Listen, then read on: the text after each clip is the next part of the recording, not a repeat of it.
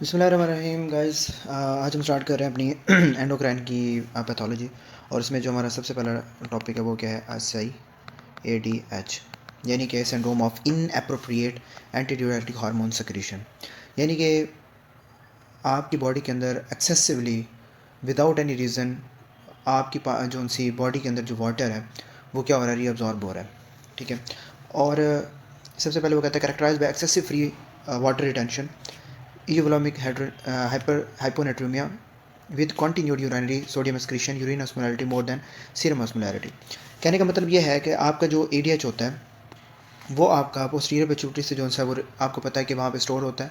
ठीक है। और वहाँ से आपका जब रिलीज़ होता है तो वो आपका किडनी के ऊपर जो होता है वो एक्ट करता है। किस रिसेप्टर्स के ऊपर? V2 रिसेप्टर्स के ऊपर।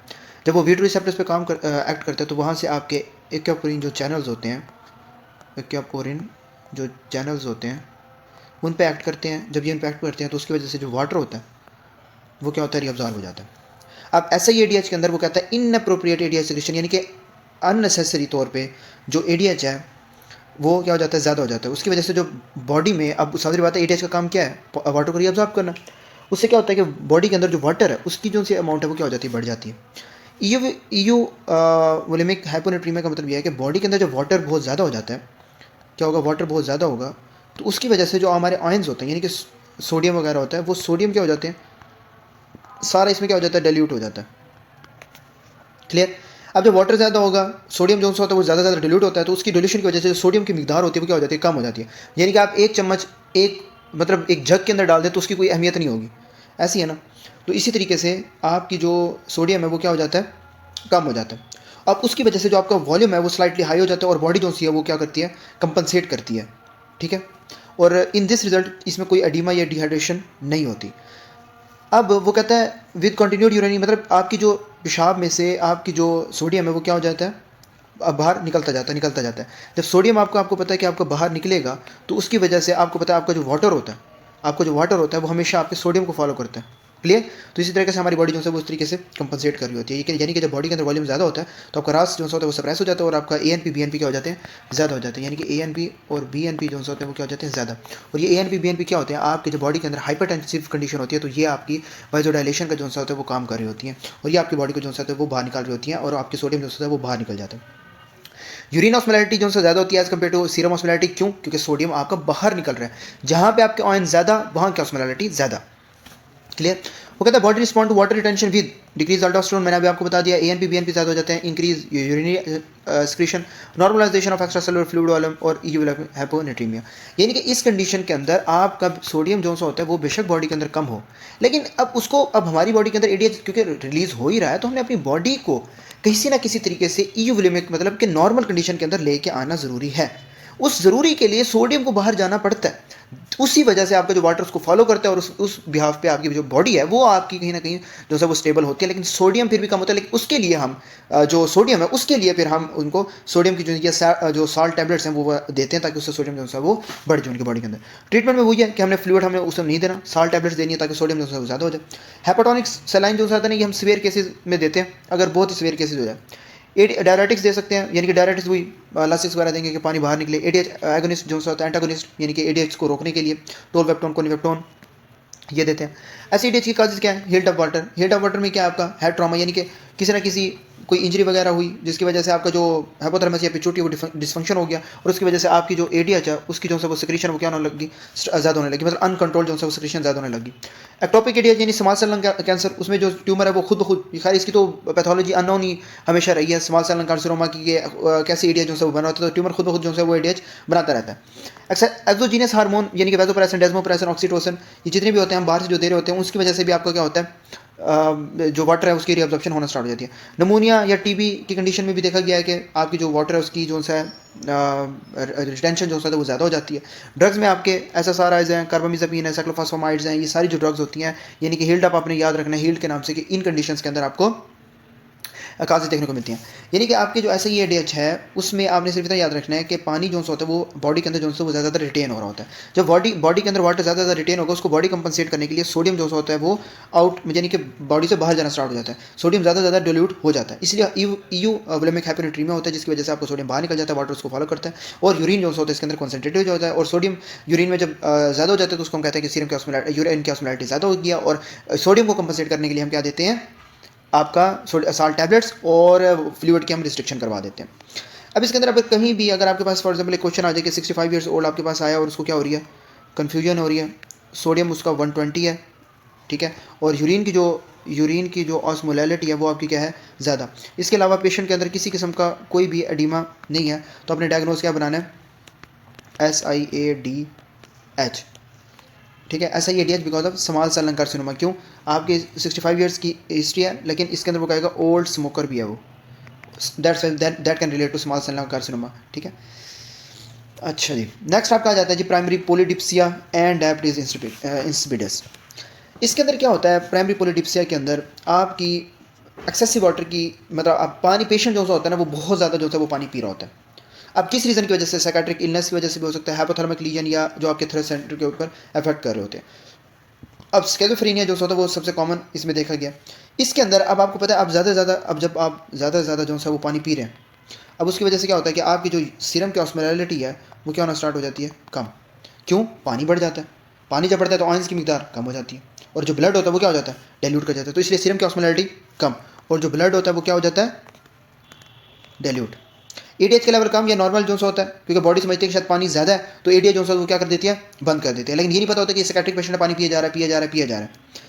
वाटर रिटेंशन के अंदर हम क्या करते हैं, significant increase in urine osmolarity more than 700 milli osmol per KG. इसके अंदर क्या होगा कि हमने जो है वो पेशेंट, सारी बात है पेशेंट पानी पिए जा रहा है तो उसके अंदर हम क्या करेंगे कि पेशेंट को क्या कहेंगे, भैया आपने पानी नहीं पीना, ठीक है, हम उसको वाटर जो है उसके क्या करवा देंगे, जो है रिस्ट्रिक्शन करवा देंगे कि आपने जो है वो पानी नहीं पीना। फिर उसके बाद वो कहता है कि डेस्मोप्रेसिन एडमिनिस्ट्रेशन, इसका कोई इसमें जो फ़ायदा नहीं होता, desmopressin is equal to ADH analogue, ADH हमने देना नहीं है, ऑलरेडी वो साइकेट्रिक पेशेंट है तो उसके अंदर हमें कोई फ़ायदा है नहीं इसके अंदर, ठीक है।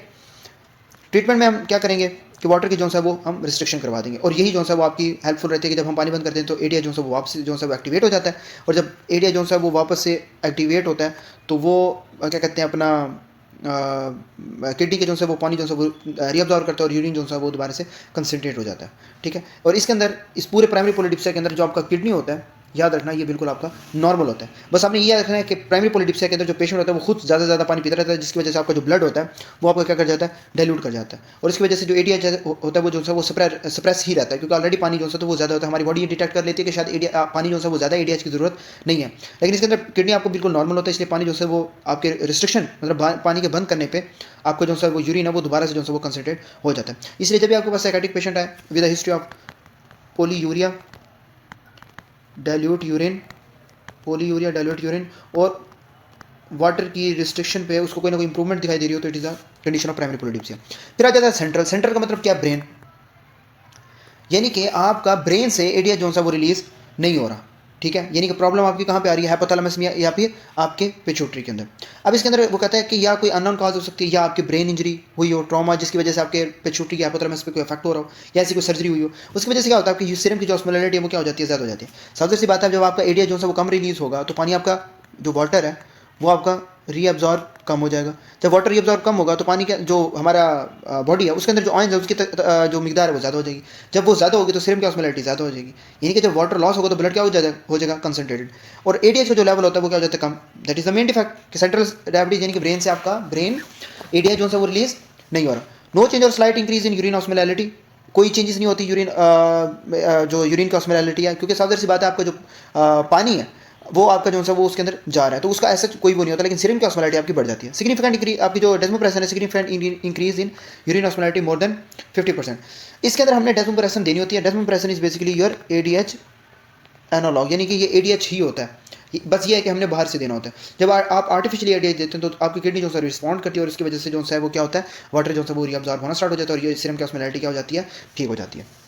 नेफ्रोजेनिक के अंदर क्या होता है, अब आपका किडनी के ऊपर आ गया इफेक्ट, यानी कि अब आपका ADH जो है वो क्या हो रहा है, रेजिस्टेंट हो रहा है, मतलब कि आपके ब्रेन से आ रहा है लेकिन आपकी जो किडनी है उसके ऊपर आपकी क्या आ रही है, रेजिस्टेंट आ रही है। अब इसकी काजेज वो कहता है जो सबसे इंपॉर्टेंट है वो है आपकी लिथियम जो ड्रग हम यूज़ करते हैं केमोथेरेपी वगैरह के लिए ना। हेरिडिटी हो सकती है, एडीएच रिसेप्टर की म्यूटेशन है, हाइपरकैल्सीमिया है, जेनेटिक म्यूटेशन है, हाइपोकैलीमिया है, इसके अंदर आपकी जो है वो नेफ्रोजेनिक डायबिटीज इंसिपिडस हो सकता है। सीरम की ऑस्मोलैरिटी ज़्यादा हो जाएगी, साथ बात है वही बात है कि एक्ट तो नहीं कर रहा ना, किडनी के ऊपर एक्ट तो नहीं कर रहा जिसकी वजह से वाटर एब्जॉर्ब करे, तो वही सेम वही बात है कि सीरम की ऑस्मोलैरिटी क्या होगी, ज़्यादा हो जाएगी। ठीक है, अच्छा जी, एडीएच का लेवल नॉर्मल होता है या ज़्यादा हो जाता है because of body try to compensate कर रही होती है, इस वजह से एडीएच जो होता है वो आपका ज़्यादा जो है रिलीज हो रहा होता है कि कहीं ना कहीं इफेक्ट हो। अब वाटर की रिस्ट्रिक्शन से किसी किस्म का कौन सा चेंज नहीं आता। सबसे सी बात है एडीएच पानी पीने से, पानी को बंद करने से तो कुछ नहीं होगा ना, जब एडीएच आपका असर ही नहीं कर रहा, वो ये तो वही बात होगी कि पानी अगर इस कंडीशन में भी आप ज़्यादा पीएंगे तो वो फिर बात है आपकी जो सी सीरम की ऑस्मोलैरिटी है उसके ऊपर इफेक्ट पड़ना स्टार्ट हो जाएगा। एक के साथ जो है वो दो मसले होंगे। आपने सिर्फ इतना याद रखना है कि इसके अंदर हम मैनेज करते हैं अंडरलाइन कंडीशन को। हमने एडीएच है लेकिन हमने आपने जो सा वो आपने जो डेस्मोप्रेसिन उससे कोई ऐसा फ़र्क आपका नहीं पड़ता क्योंकि सेंट्रल से तो आपका रिलीज़ हो रहा है ना, किडनी से आपको फ़र्क हो रहा है ना, तो इसलिए हमने इनको अपने अंडरलाइन कॉज को ट्रीट करना होता है। और इसके अंदर एमिलोराइड, इंडोमेथोसिन, थायोजाइड्स, एमिलोराइड यानी कि लिथियम के केसेस के अंदर दे सकती हैं, लो साल्ट डाइट जो है वो देनी होती है।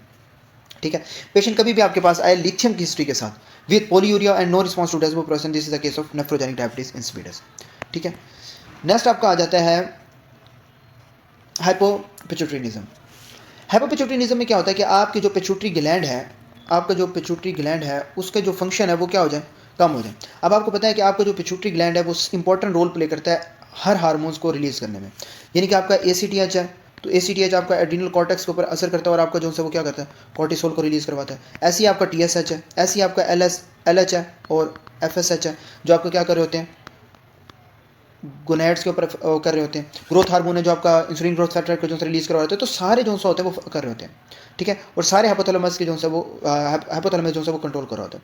हाइपोपिट्यूटरीनिज्म के अंदर अंडर सिक्रीशन हो जाती है और हार्मोन जो होते हैं वो कम हो जाते हैं। और जब हार्मोन्स कम हो जाते हैं या आपका पिट्यूटरी जो होता है वो उसके अंडर सिक्रीशन होना स्टार्ट हो जाती है किसी भी रीज़न की वजह से, जो हम आगे पढ़ेंगे, तो उसकी वजह से आपका पिट्यूटरी ग्लैंड जो होता है वो क्या हो जाता है, डैमेज, और उसकी वजह से हार्मोन प्रोड्यूसिंग सेल्स होते हैं वो क्या हो जाते हैं, कम हो जाते हैं।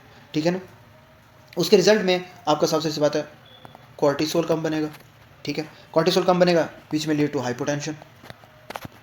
इसके अलावा थॉराइड कम, फटीग की हिस्ट्री होगी। इसके अलावा LSH प्रोड्यूस नहीं हो रहा तो गोनैड्स भी कम, जिसकी वजह से इनफर्टिलिटी।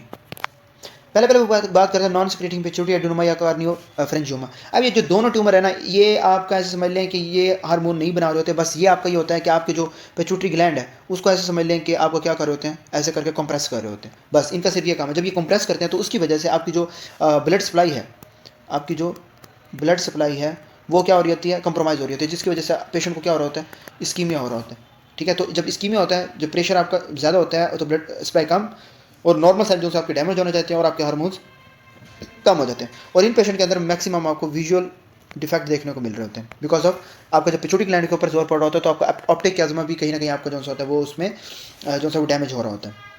शेहान सिंड्रोम के अंदर क्या होता है, आपको पता है कि आपकी प्रेगनेंसी के अंदर जो एस्ट्रोजन होता है वो क्या हो जाता है, ज़्यादा हो जाता है। क्लियर, आपका जब एस्ट्रोजन ज़्यादा होता है प्रेगनेंसी के अंदर, तो उसकी वजह से आपके जो प्रोलैक्टिन के जो सेल्स हैं वो क्या हो जाते हैं, ज़्यादा। उसकी वजह से आपका जो पिट्यूटरी का साइज़ है वो क्या हो जाता है, ज़्यादा हो जाता है। लेकिन जब यानी कि अगर जब डिलीवरी होती है उसकी वजह से आपकी जब सीवियर ब्लीडिंग हो रही होती है, सीवियर पोस्टमार्टम हेमरेज यानी कि सीवियर ब्लीडिंग होती है, उसके बाद आपका BP जो होता है वो कम हो जाता है। जब आपका ब्लड प्रेशर कम होता है तो उसकी वजह से आपका जो पिट्यूटरी की परफ्यूजन है, यानी कि BP के कम होने से आपकी जो पिट्यूटरी की परफ्यूजन है वो क्या हो जाती है, कम हो जाती है। अब जब पहले आपका पिट्यूटरी ड्यूरिंग प्रेगनेंसी बढ़ा था, अब समझ रहे, उसकी डिमांड भी उतनी ही थी ना सप्लाई की, कि उसको तो उतना ही ब्लड चाहिए उस डिमांड से। तो जब पिट्यूटरी ज़्यादा है तो विच इज़ मोर वनरेबल, तो जब ब्लड कम होगा उसको उस तरीके से नहीं पहुंच रहा होगा जिस तरह उसकी डिमांड थी, जैसे पहले थी, तो उसकी वजह से आपको क्या होना स्टार्ट हो जाएगा, इस्कीमिया। और इस्कीमिया के बाद क्या होना स्टार्ट हो जाएगा, इन्फेक्शन, और उसके बाद क्या होना स्टार्ट हो जाएगी, सेल की डेथ। ठीक है, तो वो यही बात करता है, increase susceptibility of hypoperfusion usually present with failure to lactate, amenorrhoea, cold intolerance, antipituitary hormone mainly affected. अब उसकी वजह से सावधान सी बात है, जब आपको ब्लड सप्लाई नहीं मिल रही तो आपकी प्रोलैक्टिन कम होगा और मिल्क की प्रोडक्शन जो है होता है वो नहीं होती। एमेनोरिया के अंदर वही है कि आपका जो LH और FSH है वो आपका पिट्यूटरी ग्लैंड क्योंकि फंक्शन ही रोल प्ले कर रहा होता है, तो उसकी वजह से आपकी ओव्यूलेशन नहीं होती और एस्ट्रोजन जो है वो कम हो जाता है और आपको मेंस्ट्रुएशन की जो है वो हिस्ट्री देखने को मिलती है। सावधान सी बात है, जब पिट्यूटरी आपका उसको ब्लड सप्लाई नहीं मिल रही, स्कीमिया हो रहा है उसको, तो आपका थायराइड हार्मोन भी कम और आपका मेटाबॉलिज्म भी कम हो जाता है। फिर आ जाता है आपका पिट्यूटरी हाइपोप्लेक्सी। पिट्यूटरी हाइपोप्लेक्सी का मतलब ये होता है कि sudden haemorrhage of pituitary gland, यानी कि एक्यूट ब्लीडिंग। आपके पिट्यूटरी के अंदर कोई ना कोई, यानी कि आपका ये पिट्यूटरी ग्लैंड है तो आपकी कहीं ना कहीं क्या हो रही है, ब्लीडिंग हो रही है, इनसाइड इन आपकी कोई ना कोई ब्लीडिंग हो रही है। इसकी वजह क्यों, आपके शायद हो सकता है कि जो ट्यूमर के वेसल्स हैं वो फ्रिजाइल हो गए, बोले बड़े नर्म हो गए। फ्रिजाइल का मतलब होता है बहुत ज़्यादा नर्म हो जाना, और उनको टच करने पे क्या हो जाते हैं, वो रैप्चर हो जाते हैं, उसकी वजह से क्या हो, हेमरेज। इस कंडीशन के अंदर जब आपके पास पेशेंट आता है तो उसको क्या होता है, सिवियर जो सा होता है वो हेडिक जो सा होता है उसकी कंप्लेन लेके आता है, which is sudden severe headache. Visual impairment हो रही होती है, यानी कि उसको सही नजर नहीं आ रहा होता बिकॉज ऑफ ऑप्टिक क्याज्मा कंप्रेशन। जो ऑप्टिक क्याज्मा होता है जिससे आपकी जो है वो हमें देखने के ऊपर हेल्प मिल रही होती है, तो वो जो होता है उसमें आपको मसला देखने को मिल रहा होता है, विच इज़ बाई टेम्पोरल हेमिनोपिया। ठीक है, इसकी वजह से आपको लेटरल विजुअल डिफेक्ट जो होता है वो आपका लॉस्ट हो जाता है। इसके अलावा आपको डिप्लोपिया हो जाता है, which is cranial nerve 3 palsy, which is cavernous sinus की जो है इन्वॉल्वमेंट हो जाती है। And feature of hypopituitarism which is brain injury और रेडिएशन, यानी कि ब्रेन इंजरी या रेडिएशन, यानी कि डायरेक्ट आपके जो पिट्यूटरी सेल्स हैं, जो आपके पिट्यूटरी सेल्स हैं उनके ऊपर जो है वो क्या हो रहा होता है, डायरेक्ट जो है उसकी डिस्ट्रक्शन वगैरह हो रही होती है। ट्रीटमेंट में वो क्या कहता है, हमने देना होता है hormone replacement therapy, glucocorticoids, thyroxine, sex steroid, human growth hormones. यानी कि फर्स्ट आपने सीक्वेंस स्टार्ट करने के पहले पहले आपने जो है वो क्या देनी होती है, ग्लूकोस्टेरॉइड्स जो होता है वो देनी होती है। फिर उसके बाद जब आपको लगे कि ये असर कर रही हैं, उसके बाद आपने मतलब यानी कि आपने पहले पहले कॉर्टिसोल लाइफ सेविंग हार्मोन देने हैं, यानी कि आपने हाइपोटेंशन या स्ट्रेस ये इन कंडीशन को मैनेज करना है। फिर उसके बाद आपने थायरॉक्सिन देना है, फिर आपका जो है वो मेटाबॉलिज्म उस तरीके से वर्क करेगा और आपका जो पेशेंट है उस तरीके से फिर आपका रिकवर होना जो है वो स्टार्ट हो जाता है। ठीक है, तो हाइपोपिट्यूटरिनिज्म में आपने सिर्फ इतना याद रखना है कि पिट्यूटरी ग्लैंड आपका डैमेज होता है, मल्टीपल हार्मोन्स आपके कम हो जाते हैं, उसकी वजह से आपका कंडीशन में आपका ट्यूमर सप्रेशन भी आ सकता है, आपका पोस्टमार्टम हेमरेज भी आ सकता है जिसमें ब्लड सप्लाई आपको कंप्रोमाइज हो रही हो। एपोप्लेक्सी जो हो सकता है वो आ सकता है कि आपका सडन हेमरेज हो, कि आपकी वेसल्स फ्रिजाइल होगी हो, उसमें आपकी जो है वो डिपेंड करता है हार्मोन डेफिशिएंसी कौन सा डेफिशिएंट हो रहा है, कि प्रोलैक्टिन कम हो रहा है पोस्टमार्टम हेमरेज की वजह से, TSH कम हो रहा है, उसकी वजह से एमेनोरिया आपको देखने को मिल रहा है। और ट्रीटमेंट में आपने स्टेरॉइड देने पहले, फिर हार्मोन्स आपने देने। फिर आ जाता है आपका एक्रोमेगाली। एक्रोमेगाली का क्या मतलब होता है कि आपका excessive growth hormone in adult typically caused by pituitary adenoma, यानी कि नॉर्मली आपका ग्रोथ हार्मोन आपके क्या कर रहा होता है, आपका जो ग्रोथ हार्मोन है वो आपके लीवर के ऊपर इफेक्ट करता है और उससे क्या रिलीज करवा रहा होता है आपको पता है। मतलब कि आपका ग्रोथ हार्मोन डायरेक्टली भी तो असर करता है ना बॉडी के ऊपर, लेकिन वो इनडायरेक्टली जो है वो growth hormone insulin growth factor के ऊपर डिपेंडेंट होता है। उसकी वजह से आपको क्या हो रहा होता है, ग्रोथ और मेटाबॉलिज्म के अंदर हेल्प मिल रही होती है। ठीक है, लेकिन अगर पिट्यूटरी एडिनोमा हो गया तो उसकी वजह से आपके जो ग्रोथ हार्मोन है वो क्या हो जाते हैं, ज़्यादा हो जाते हैं। उस पर क्या होता है कि लार्ज और tongue with deep furrows, frontal bruising, coarsening of facial features with ageing, deep voice, diaphoresis, excessive sweating. यानी कि एडल्ट्स के अंदर आपकी, अच्छा ये याद रखें कि आपकी हाइट जो सी होती है ना वो ज़्यादा नहीं होती। जो आपकी क्या होती है, हाइट होती है। आप कहेंगे यार ग्रोथ हार्मोन तो ज़्यादा वो हो रहे होते हैं, लेकिन फिर आपकी हाइट जो होता है वो क्यों कम होती है, बिकॉज करना ये है, होता यह है कि जो आपकी एपीफाइसिस है ना, जो आपकी फाइसिस है वो क्या हो जाती है, क्लोज हो जाती है। लेकिन आपको ये भी पता है कि अगर अडल्ट है ना तो उसके अंदर ये कंडीशन होती है, लेकिन अगर बेबी है, अगर बच्चा आपके पास प्रेजेंट करता है, चाइल्ड है, तो आपको पता है उसकी एपीफाइसल जो प्लेट्स होती हैं वो क्या होती हैं, ओपन होती हैं, जिसकी वजह से उनकी हाइट बढ़ जाती है। लेकिन एडल्ट्स के अंदर ऐसा कुछ भी नहीं होता, बस बोन थिक हो जाती है और सॉफ्ट टिश्यूज जो होते हैं वो बढ़ जाते हैं। अच्छा, इसके अंदर हमें वही माइक्रोग्लेजिया, यानी कि आपका जो ग्रोथ हार्मोन है वो अफेक्ट करते हैं, जिसकी वजह से सॉफ्ट टिश्यू ग्रोथ हो जाती है। स्कल्स जो होते हैं वो आपके क्या हो जाते हैं, आपका जो है वो बड़ा नज़र आ रहा होता है। फ्रंटल ब्रूजिंग आपका जो सामने से जो माथा है वो ऐसे बड़ा बड़ा नज़र आ रहा होता है। ठीक है ना, बिकॉज ऑफ बोन या कनेक्टिव टिश्यू की ग्रोथ की वजह से। डीप वॉइस की वजह से वो ये है कि आपकी जो आवाज़ है वो बहुत ज़्यादा भारी हो जाती है because of vocal cord thickening. Diaphoresis के अंदर क्या होता है आपकी जो, यानी कि आपकी जो स्वेटिंग है वो बहुत ज़्यादा हो रही है बिकॉज ऑफ ग्रोथ हार्मोन ज़्यादा होगा, उसकी वजह से मेटाबॉलिज्म ज़्यादा, उसकी वजह से स्वेटिंग। आर्थ्रोपैथी का क्या मतलब होता है कि आपकी जो कार्टिलेज है उसके ओवर ग्रोथ हो जाती है, जिसकी वजह से जॉइंट जो होते हैं वो डैमेज होते हैं। इम्पेयर्ड ग्लूकोज टॉलरेंस का मतलब ये होता है कि आपका जो ग्रोथ हार्मोन है वो एंटी इंसुलिन है। एंटी, भाई आपको अच्छे से पता है इंसुलिन क्या काम कर रही होती है, ग्लूकोज को दोबारा से सेल में डाल रही होती है। Glucose is helpful for the growth of the person of और ह्यूमन बॉडी, बट इसलिए ग्रोथ हार्मोन क्या होती है, एंटी इंसुलिन, इसलिए ग्लूकोज की अपटेक क्या हो जाती है, कम हो जाती है। जब ग्लूकोज की अपटेक कम होगी तो उसकी वजह से आप लिपोलिसिस जो होता है, लिपोलाइसिस ज़्यादा हो जाती है और इंसुलिन की क्या हो जाती है, रेजिस्टेंट हो जाती है। That's a growth hormone is a anti insulin. Insulin resistant hypertension होता है, यानी कि सोडियम जो होता है उसकी रिटेंशन जो होती है और आपकी जो वेस्कुलर जो होती है तो वो रिमॉडलिंग होना स्टार्ट हो जाती है। LVH HFpF is most common cause of death. इसके अंदर क्या होता है, आपकी जो हार्ट मसल है उसकी जो क्या होना स्टार्ट हो जाती है, हाइपरट्रॉफी जो होती है, लेफ्ट वेंट्रिकुलर हाइपरट्रॉफी, यानी कि आपकी जो हार्ट के मसल्स हैं, ग्रोथ हार्मोन ज़्यादा होने की वजह से आपकी मसल्स की हाइपरट्रॉफी होती है, जो हार्ट के ऊपर होते हैं वो उनके, उसकी वजह से आपको लेफ्ट वेंट्रिकुलर हाइपरट्रॉफी देखने को मिल सकती है। डायग्नोज में आपने क्या करना है, डायग्नोज में आपने करना है increase serum insulin growth factor 1। Growth hormone level में they fluctuate throughout the body, यानी कि आपका जो इंसुलिन ग्रोथ फैक्टर 1 है वो ज़्यादा होता है, ठीक है ना। इसके अंदर आपका जो ग्रोथ हार्मोन है वो फ्लक्चुएट कर रहा होता है, और आपका जो इंसुलिन ग्रोथ फैक्टर 1 है वो स्टेबल होता है, जिसकी वजह से आप देख सकते हैं कि आपका जो एज अ सीरम मार्कर के ग्रोथ इंसुलिन ग्रोथ फैक्टर जो है वो किस कंडीशन में। वो कहता है failure to suppress serum growth hormone following oral glucose tolerance test. आप जब भी ग्लूकोज देते हैं तो ग्रोथ हार्मोन क्या हो जाता है, कम हो जाता है नॉर्मली, लेकिन एक्रोमेगाली के पेशेंट के अंदर ग्रोथ हार्मोन क्या हो जाता है, ज़्यादा हो जाता है, ठीक है ना, वो ज़्यादा ही रहता है, because of there is a adenoma और देर इज़ अ पेचुट्री डिसफंक्शन के पेचुट्री उस तरीके से रिस्पॉन्ड नहीं करा, इसलिए जब ग्लूकोज देते थे तो ग्रोथ हार्मोन कम हो जाता था, ठीक है, लेकिन यहाँ पे आपको ग्रोथ हार्मोन ज़्यादा है। पेचुट्री मास यानी कि एमआरआई के ऊपर आपने जो सा वो एडिनोमा को जो है वो डिटेक्ट जो है वो देखना होता है। ट्रीटमेंट के अंदर हमने क्या देना होता है, पहले आपने सर्जरी करनी है, फर्स्ट लाइन आपने उसको निकाल देना है, अगर नहीं तो आपने जो ऑक्टीरोटाइड्स हैं विच इज़ एनालॉग होते हैं सोमेटोस्टेटिन जो इनहिबिट कर रहे होते हैं विच इज़ सोमेटोस्टेटिन, और वो आपके ग्रोथ हार्मोन को क्या कर रहे होते हैं, कम कर रहे होते हैं। पेगविसमेट ये एक बड़ा इंपॉर्टेंट मेडिकेशन है, हम फार्मा में भी पढ़ेंगे, ये रिसेप्टर ब्लॉकर होते हैं ग्रोथ हार्मोन के, ठीक है। अगर बॉडी के अंदर ज़्यादा ग्रोथ हार्मोन प्रोड्यूस हो रहे हैं तो हम पेगविसमेट जो है वो दे सकते हैं, और इसके अलावा हम डोपामिन एगोनिस्ट दे सकते हैं विच इज़ कैबरगोलिन, ठीक है।